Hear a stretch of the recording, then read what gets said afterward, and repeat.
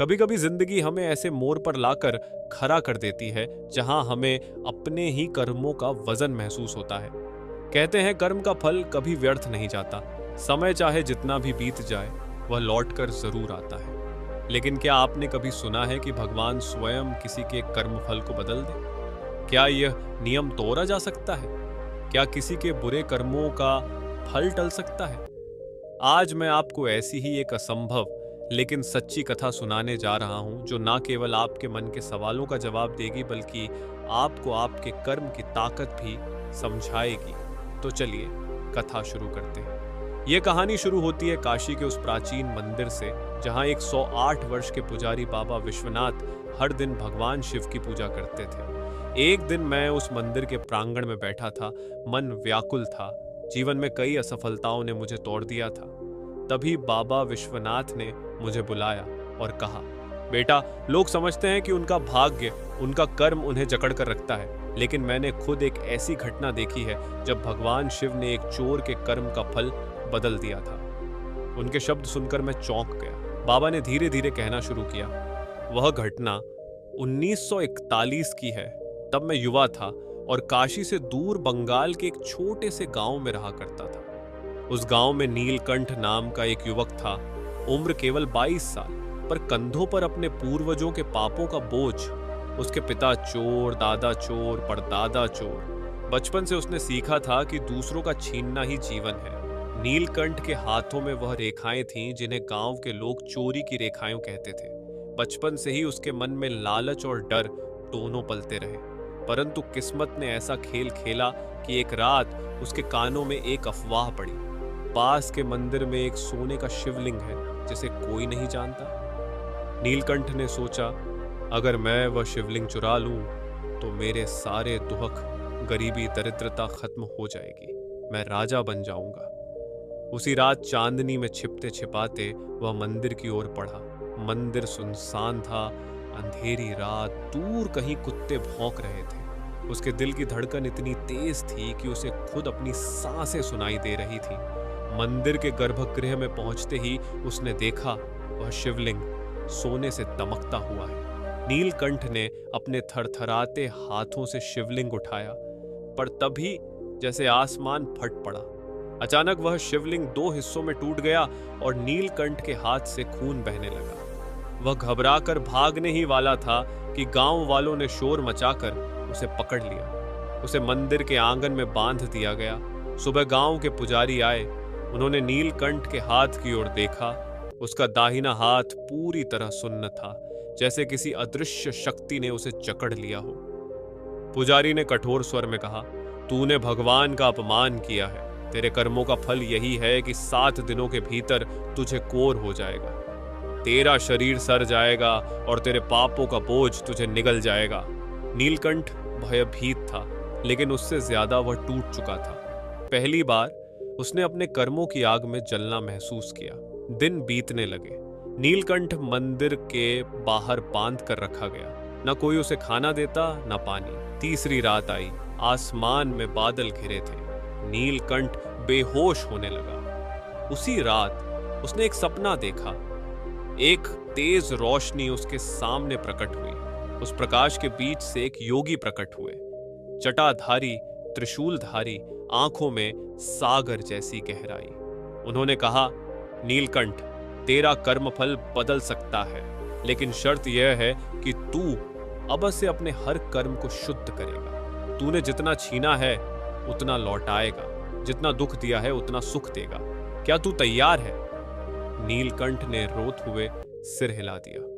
सुबह जब लोग जागे तो देखा कि नीलकंठ का हाथ ठीक हो चुका है। गांव वाले दंग रह गए।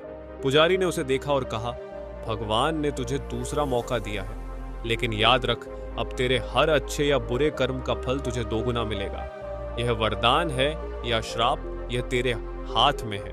नीलकंठ का जीवन उस दिन बदल गया। उसने चोरी छोड़ दी।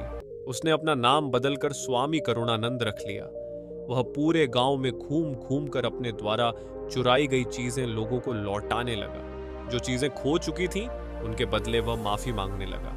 लोगों ने पहले उसे पागल समझा, लेकिन धीरे धीरे उसकी आंखों की सच्चाई सबको दिखाई देने लगी। पर कहानी यहीं खत्म नहीं होती। असली चमत्कार तो तब शुरू हुआ जब नीलकंठ ने सेवा का रास्ता अपनाया। उसने देखा कि जब भी वह किसी भूखे को खाना देता, अगले दिन कोई अज्ञात व्यक्ति उसके द्वार पर 2 गुना अनाज रख जाता। जब वह किसी बीमार की सेवा करता तो स्वयं की शक्ति बढ़ जाती। गांव वाले हैरान थे कि कैसे एक चोर जो कभी पाप की गहराइयों में डूबा था, अब संत बन चुका है। लेकिन स्वामी करुणानंद के मन में एक डर हमेशा बना रहा, वह डर कि अगर फिर कभी वह गलती कर बैठा तो उसका फल भी 2 गुना मिलेगा। इसलिए वह हर दिन अपने कर्मों की सफाई करता, हर गरीब की मदद करता, हर भूखे को खिलाता। वर्षों बीत गए। स्वामी करुणानंद अब पूरे बंगाल में प्रसिद्ध हो चुके थे। लोग कहते, जिसने अपने पापों की राख से जीवन की अग्नि जलाई वह करुणानंद है। लेकिन उन्हें कभी भी इस रहस्य का उत्तर नहीं मिला कि भगवान शिव ने आखिर क्यों उसके कर्मफल को टाल दिया, क्यों उन्होंने नियम तोड़ा। स्वामी करुणानंद की उम्र अब 95 वर्ष हो चुकी थी। उसके चेहरे पर झुर्रियां थीं, पर उनकी आंखों में वही तेज, वही करुणा और वही रहस्य छुपा था जिसे उन्होंने वर्षों पहले देखा था। एक शाम जब सूर्य अस्त हो रहा था, उनके सबसे प्रिय शिष्य अच्युतानंद ने उनसे एक प्रश्न पूछ लिया, वही प्रश्न जो वर्षों से सभी के मन में था। गुरुदेव, क्या सच में भगवान ने आपके कर्मफल को बदल दिया था? क्या यह नियम तोड़ा जा सकता है? स्वामी जी कुछ देर शांत रहे। उनकी दृष्टि मंदिर के शिखर की ओर थी। फिर उन्होंने धीमे स्वर में कहना शुरू किया, बेटा, मैं जानता था कि तू एक दिन यह प्रश्न जरूर पूछेगा। हाँ, भगवान ने मेरे कर्मफल को टाल दिया था, पर उन्होंने उसे मिटाया नहीं। उन्होंने मुझे एक मौका दिया, एक अवसर अपने कर्मों से अपनी नियति बदलने का।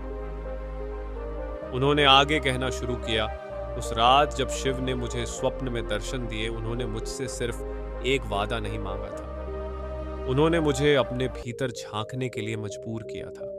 मुझे बताया था कि मैं पिछले जन्म में एक साधारण किसान था, जिसने एक भिक्षु को बारिश में आश्रय और भोजन दिया था। वह एक छोटा सा कर्म था, पर वह ईश्वर के खजाने में जमा था। जब मैंने अपने जीवन में पाप किए, चोरी की, लोगों को दुख दिया, तो वह एक अच्छा कर्म एक बीज की तरह मेरी नियति में पड़ा रहा। उसी बीज के कारण भगवान ने मुझे वह स्वप्न दिखाया।